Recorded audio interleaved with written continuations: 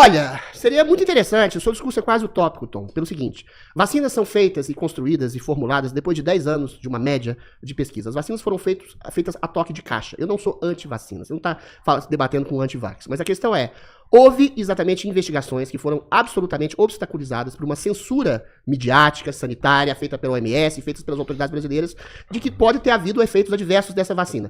E outra, ciência é feita de experiência e de apuração e de observação da realidade.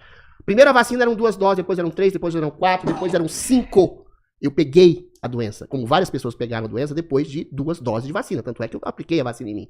A questão é, quando você não percebe uma vacina que está eliminando o contágio, quando você não percebe uma vacina que está erradicando a doença, e não foi por causa da vacina necessariamente que foi erradicando a doença, não há nenhum tipo de prova ou absoluta sobre isso, e pessoas eventualmente podem até ter morrido por terem tomado a vacina, a gente está diante de um escândalo, de um interesse de uma indústria farmacológica que é obstaculizada, exatamente propugnada pela China, da qual o vírus saiu. O Anthony Fauci falou que todas as evidências indicam a possibilidade desse vírus ter sido criado em laboratório chinês.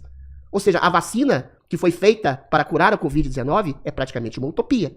E fora, novamente, eu falo de novo, do isolamento social. Você que é socialista, que é comunista, milhões, dezenas, centenas de milhões de pessoas no Brasil e no mundo foram impedidas de trabalhar, de ascender socialmente. Milhões de pessoas, de crianças, foram impedidas de estudar. Ainda que as crianças, pela ciência, que você também fez a sua prédica aqui, sejam praticamente infensas ao Covid-19. Ou seja, foi um experimento de controle global, Tom. Foi um experimento de uma vacina que você não podia contestar. Eu mesmo disse que o vírus tinha sido criado na China e fui censurado. Eu mesmo disse que teria que ter investigações mais profundas sobre os efeitos colaterais da vacina e fui censurado.